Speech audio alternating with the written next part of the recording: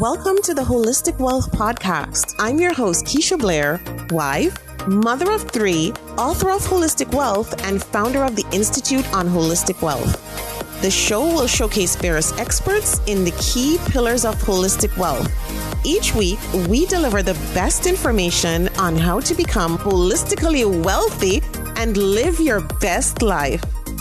Today, we have another special solo episode, and I'm excited to be with you here again for another week to discuss another important topic. And today, we're discussing the topic of quiet quitting. And it's become such a trending topic on social media. We've been hearing it in the news. And I thought I'd just share my thoughts about it with you. And of course, I'd love to hear your feedback. So send me, your messages as you normally do when you finish this episode. But I just want to pause a moment here just to acknowledge our sponsors. The Institute on Holistic Wealth sponsors the Holistic Wealth podcast, and you can find their website at www.instituteonholisticwealth.com. There are a range of courses available, such as the new Trauma of Money course, which has been getting rave reviews, as well as the signature certified holistic wealth consultant program, as well as several other certification programs and other courses. There's a membership platform available with resources to help you live a holistically wealthy lifestyle. So you can go ahead and check that out. And so today's topic, again, we're talking about the topic of quiet quitting. And I'm sure everyone is intrigued with this topic. I know when I heard it for the first time, I thought, wow, on the heels of the Great Resignation wave, which was talked about quite a bit. And so there's so many social, cultural, and economic forces in play right now. At this point, we're facing headwinds with the economy, with high inflation. Many experts are now predicting a recession in summer of 2023. People are finding it hard to make ends meet. I mean, many people are now living paycheck to paycheck, and it's far more than before the pandemic. People are facing increased insecurity with jobs and so many economic forces at play, right? And then when you think of the cultural, social forces at play, we have a mental health epidemic, we have a racial epidemic. We saw a lot of those racial riots with the George Floyd killing. And of course, all of that has spilled over into our work lives and into our, our careers and businesses. And of course, have brought certain issues in the workplace to the fore. As we talk about mental health or well-being, which is now a priority for many people, and as it should be, and as well, people facing different levels of discrimination at work. So there are a lot of different cultural, social, economic headwinds that we're facing. And so what is this quiet quitting? So quiet quitting really took on this huge significance based on this TikTok video that went viral. It just exploded. And I think it now has over 3.4 million views. And so there are some distinctive features of quiet quitting, a term coined to describe how people are approaching their jobs and professional lives differently to manage burnout. And so checking out at 5 p.m. on the dot, for instance, and not going over, and only doing your assigned daily tasks, limiting chats with colleagues, and not working overtime. Those are some of the distinctive features and hallmarks of quiet quitting. And it's a term coined to describe how people are approaching their jobs and professional lives differently to manage burnout. And so the phrase has garnered so much media attention with, people on both sides of the coin. But mainly what I think is great is forcing, employers to adapt and to look at systems and to look at how they can change and pivot. And, as we look at a post-pandemic world, the kind of world we want to live in. And of course, it was never a sustainable model in the very beginning to have legions and millions of employees around the world burnt out. That's just a recipe for disaster. That's a recipe for failure. When we look at the levels of economic inequality, even throughout COVID-19, it's unbelievable because it just goes to show who the beneficiaries were in terms of our economic model. And as an economist, it's honestly very heartrending to see the statistics and to see the growing gap between the rich and the poor and the perils of that. Even if we look at, it in a workplace concept, it's just really staggering when we look at the fact that the richest 10% of the world's population now owns 76% of the wealth. And so a recent report by the World Economic Forum warns that economic inequality is approaching levels not seen since the early 20th century, right? When the US industry was controlled by a handful of basically rich and wealthy robber barons.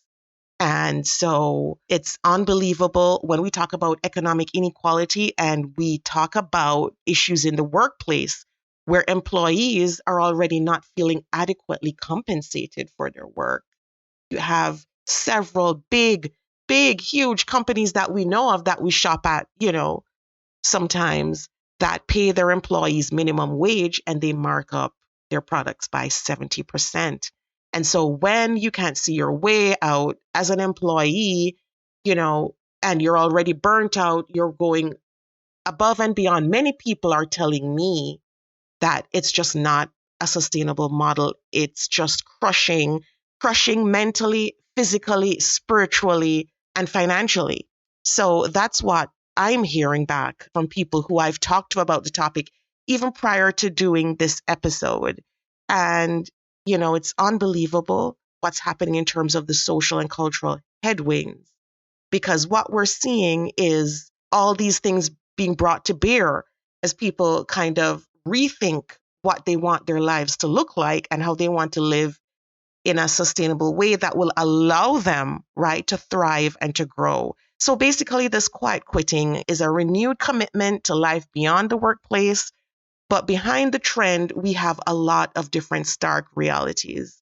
As I mentioned, employees want to be fairly compensated for their additional time, their work, their overtime. COVID-19 has exacerbated burnout as many employees went above and beyond, right, to try to do their tasks in an environment that was very, very stressful for obvious reasons. And so occupational burnout and mental health issues rose significantly. And so the ball is now squarely in the court of employers, managers, and executives to basically create workplaces that can adapt, that are flexible. And I will say this, we need more holistically wealthy workplaces. We need more holistically wealthy leaders. I've been on both sides of the coin. I've been a leader, leading teams. I've been an employee being led and a founder. And so I see both sides. And what we need now is employers, managers, leaders to step up and to be bold and to effect that change. Because as I said, we do need holistically wealthy workplaces. We need holistically wealthy leaders and we need holistically wealthy employees, right? It makes no sense to push employees to the brink of the precipice where they're facing burnout and there's no coming back.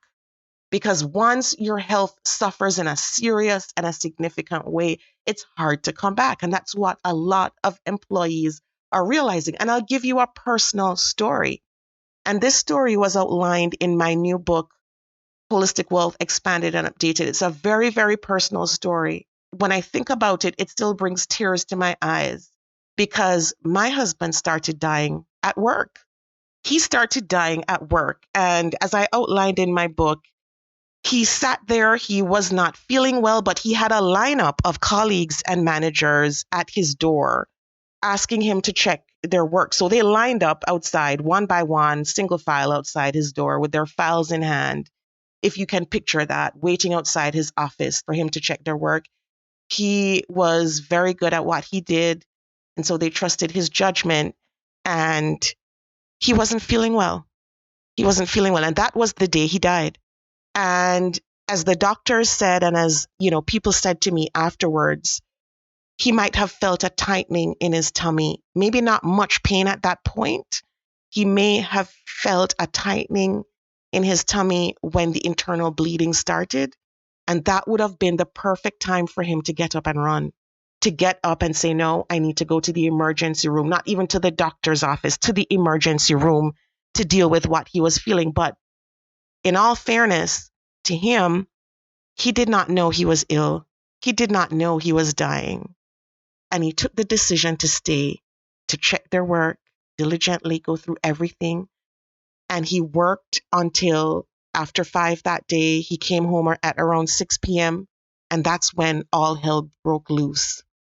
And we rushed him to the hospital. And within 3 hours, he was dead. He waited too long. He made a life and death decision at work under extreme duress, under extreme stress, and not with all the information that he should have had. But guess what? Most of us are making decisions, life and death decisions at work, and we're not even aware. And millions of people around the globe are doing this day in, day out. Because you know what, guys? We'll never have perfect information to make our decisions. We'll probably have only 1/3 of the information at hand, but we still need to be able to be in a position where we can act and act decisively to make a decision that will not only save our lives, but save our families, right? So I brought up this example because for me, it's very personal. I outlined it in this new and expanded version of Holistic Wealth to bring home the point, to bring home this exact point that we need changes in our workplaces. We need changes, bold changes in leadership. We need flexible, adaptable workplaces where employees can thrive. That if an employee feels that tightening or a pain, that they can get up and run and be like, you know what? I need to check this out right now. Even if they don't know at that point what the implications are. And that's how flexible we need to be. Now, COVID-19 has ushered in some of those changes already in terms of working from home, which helps a lot with situations like that, right? Because as we know, being in the office constrains things a lot, especially when you have those demands that my husband did with a lineup at his door, people coming with their files in hand. At least it takes away that type of pressure, right? So COVID-19 has already started that change that we needed. We need to follow through. Leaders, workplaces, employers, managers, and putting the onus on you. You need to follow through on this to make workplaces and to make work careers thrivable and more sustainable. And I'm telling you that the impacts of this are generational. They can have monumental impacts on our economy, and it's unbelievable. I wish somebody could put this into monetary terms, the impact that would have on the economy, because I know there are millions of people making that decision that my husband did with not much information, and they're making life and death decisions right there at work. Now, if he had gotten up, chances are we would have had a better outcome. But many employees and in his position don't have that chance, that opportunity. And it's sad because we're losing loved ones, we're losing our health, we're losing our sanity.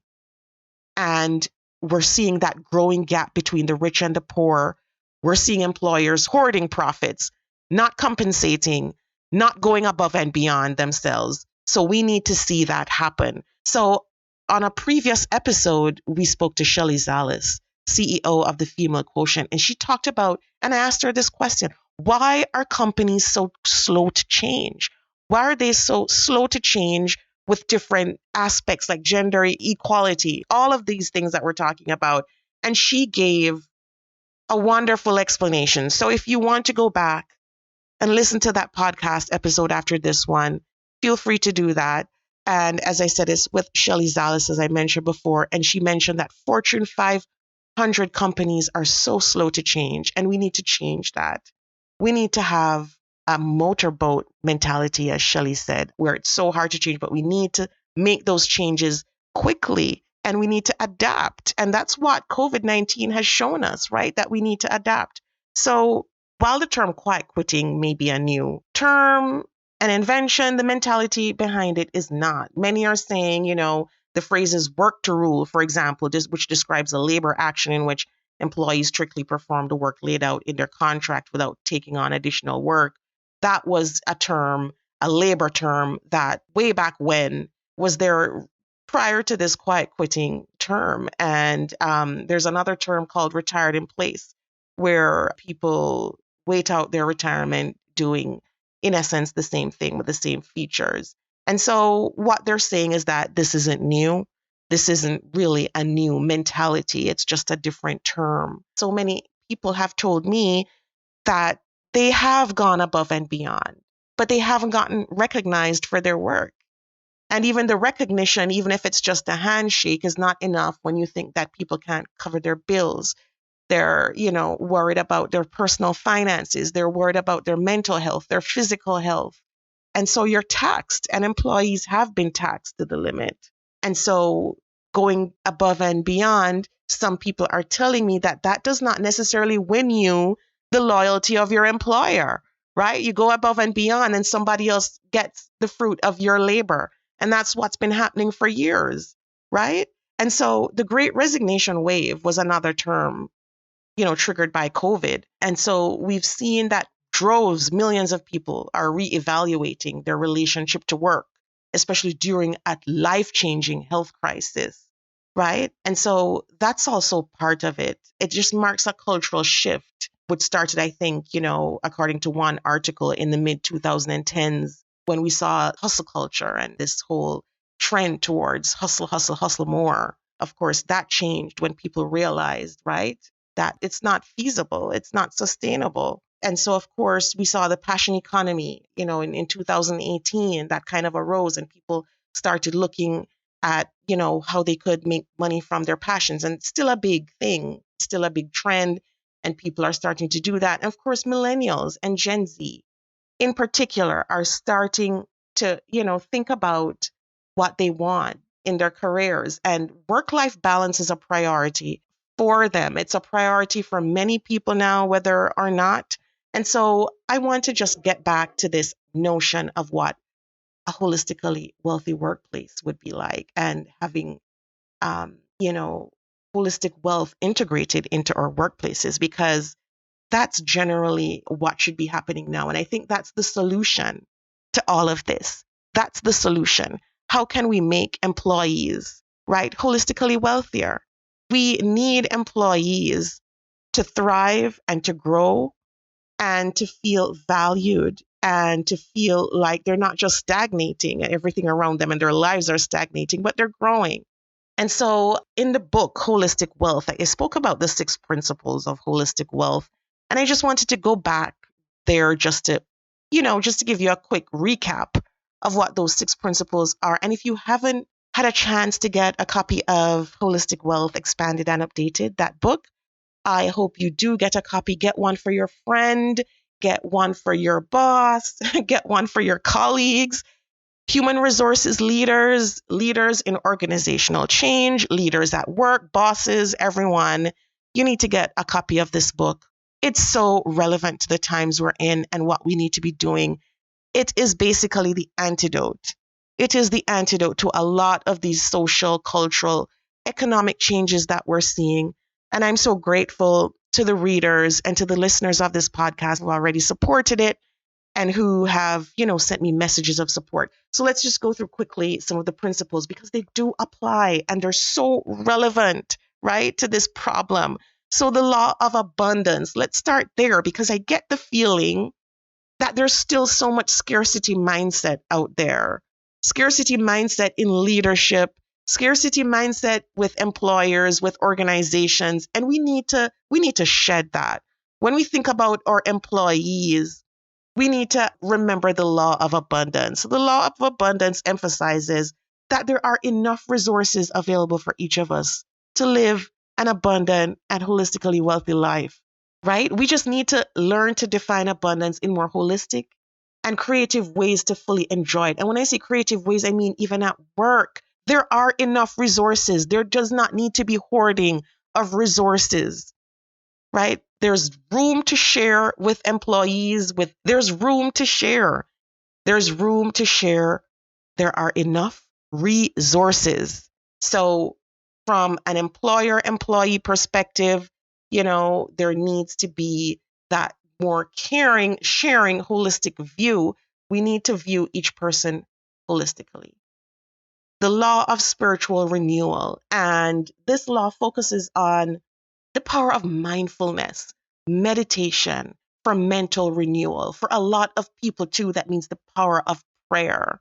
This work, when we talk about the work of spiritual self-renewal, enables us to transition from a state of scarcity and pessimism to one of gratitude. And the gratitude, of course, needs to go both ways. And what this is saying from a personal perspective is that we are going through so much during this time. We've been through almost 3 years of this pandemic. And so just renewing the mind and incorporating some of this at work. How can we incorporate this into our wellness programs? Meditation for mental renewal, mindfulness. And mindfulness is key at work. And I'm not talking about just putting in place a mindfulness program. I'm talking about the case of my husband, for instance, that I referenced earlier, where if he recognizes symptoms in his body, that he can get up and make that decision to leave. Mindfulness is a critical part of that, not only on the part of the employee, but on the part of employers, managers, leaders. We need to be mindful that if we create a stressful work environment where we're only counting widgets, right? We're not looking at the longer term impacts on employees' health, that we're going to create a sick and toxic organization. And there are a lot of sick and toxic organizations out there. We don't need more of them because that's what's perpetuating all of these issues. That's what's perpetuating a mental health epidemic, a racial epidemic, and every other type of epidemic you can think about. It's because how we view our resources with a scarcity lens, and that's part of the problem. So the law of purpose is another one, emphasizes that each one of us has a unique purpose in life. And to live a holistically wealthy life, it's necessary to seek out your purpose and live it authentically. So I want to say this right now, that if there are listeners listening in and you feel like you're in a toxic workplace, if you feel that you're not getting a chance to thrive and grow, then really think about your purpose and think about how you can enact it. Think about how you can enact it. And if it means finding somewhere else, looking at your options, then that's also the case. Now, purpose is so big and broad that I find that it can be within the context of a current position. We just need organizations to step up, right? And create those workplaces where people can find meaning, find meaningful work, and they can grow. And I'm just going through the Holistic Wealth Personal Workbook, which outlines these different principles. And of course, there's the Holistic Wealth Updated and Expanded book, so you can get a copy of both. So that with the Holistic Wealth Personal Workbook, you can also go through and write down, right? And go through and do the exercises. The law of reciprocity. The law of reciprocity. How are we reciprocating in the workplace? Is there reciprocity in the workplace? So that's another big challenge to leaders, leadership, human resources, teams, team leaders. Is there reciprocity? Now, the law of reciprocity is about give and take in all aspects, from finances to our personal relationships. When we enrich each other's lives, our own lives become enriched. Are employees feeling enriched? Are they feeling enriched? Are your employees feeling enriched? That's a key question to ask. The law of natural harmony and balance. This is critical. The law of natural harmony and balance highlights the importance of equilibrium in all aspects of life. Exercise for physical renewal, spending time in nature, eating well, nurturing relationships. Balance encourages us to attend to our priorities so that we don't neglect one area of our life in favor of another. That balance is what employees are asking for. And it's not just, in one area in terms of time flexibility. It's with location flexibility. Location flexibility, especially for women, for mothers, people in multi-generational households who are not only looking after children, they're looking after elderly parents. We have more multi-family households during COVID now than before. And so people are already stretched. How can they find more balance? And how can we help enable that? How can we help enable that? Right? And that's what's needed, this harmony and balance. Harmony and balance. I wrote an article about the productivity paradox on medium.com. If you're listening in, you can check it out. And what I was talking about was this focus on productivity that's kind of warped. We have a warped view of productivity in our society. We think productivity is pushing our employees to the limit and extracting every ounce from them. Just like how when we think about resources, we think about extracting every ounce. When we think about our environment, we think about extracting every ounce. And that's kind of what's killing us today, right? That's kind of what's killing us. It's not about extracting every ounce, and productivity shouldn't be about extracting every ounce. That's kind of a backways view of it. Sometimes rest is productive. Sometimes rest is more productive than anything else that you can do in the moment, if it's called for and if your body needs it to go on. Sometimes tuning in, meditation, listening to your intuition during different times of the day is what's more productive, because it helps you become a better employee, a better leader. You make better decisions. You have better focus. You're not stressed out. You're not angry. You're not frustrated. You have a clear mind. You have more energy. Your brain has gotten a chance to rest. And these are some of the things that we need to be talking about and looking at. So the law of natural harmony and balance is very important. The law of continuous learning, and I'm not just talking about on-the-job learning or learning how to do a skill, but this is talking about growing. And it includes community endeavors, activities like community endeavors, mentorship, networking. Okay, so I'm not talking about, just on-the-job skills. I'm talking about the type of community endeavors and learning that takes place outside of the workplace that make us whole, make us more meaningful, and gives us that opportunity to enact our purpose, which is broader than any one employer, broader than any one job title, I dare say. And so just to sum up these principles and how they apply, and I'm calling on employers, and leaders to listen in, to do the work, to dive deeper to see how, we can create more holistically wealthy workplaces. Now, the Institute on Holistic Wealth has resources available. If you're in human resources leadership, if you're an employer and you want some of these things enacted in your workplace on your specific team, it doesn't even have to be a big, broad mandate yet. It can start at a grassroots level. So contact the Institute on Holistic Wealth. You can send me information. My email is at info@KeishaBlair.com if you need more information or you want to explore these options.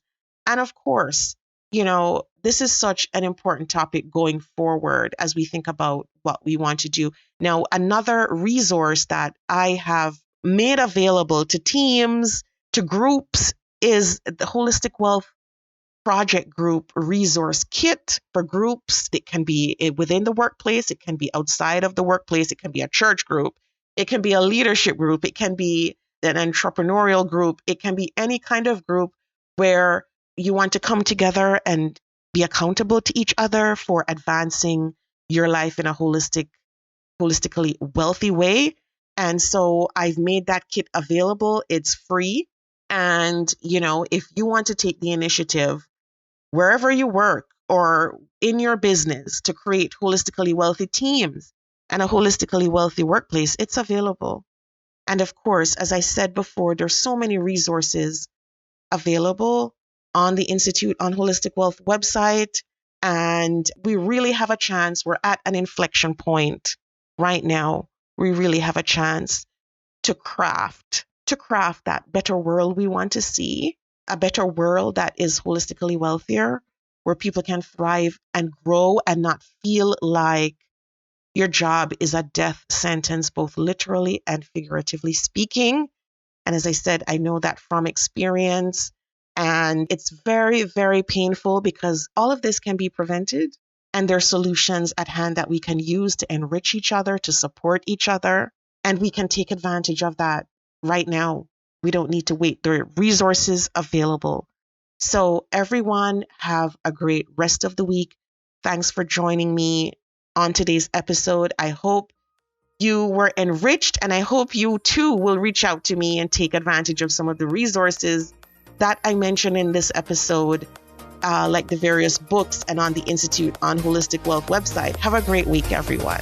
Thank you for joining us this week on Holistic Wealth with Keisha Blair. Make sure to visit our website, KeishaBlair.com, where you can subscribe to the show on iTunes, Spotify, or via RSS, so you will never miss a show. While you're at it, if you found value in this show, we'd appreciate a rating on iTunes, or if you simply tell a friend about the show, that would help us out too. Are you a member of the Institute on Holistic Wealth? If not, what are you waiting for? Go to Institute on Holistic Wealth /memberships to choose your membership plan and join. As a member, you get so many perks.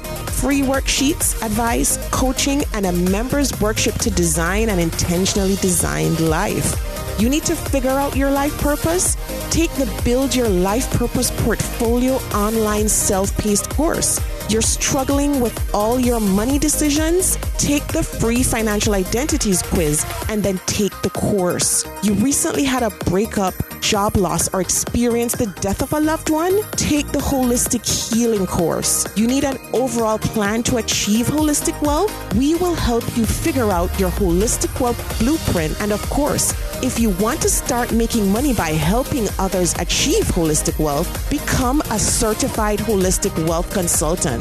Regardless of what career you've got, the Institute will show you how to increase your income and walk in your purpose. The sooner you join, the sooner you start to achieve a more holistically wealthy lifestyle. And you're going to want to stay for a very long time. So go to Institute on Holistic Wealth /memberships to join. If you haven't read the book yet, pick up a copy of the award-winning, best-selling Holistic Wealth 32 Life Lessons to help you find purpose, prosperity, and happiness.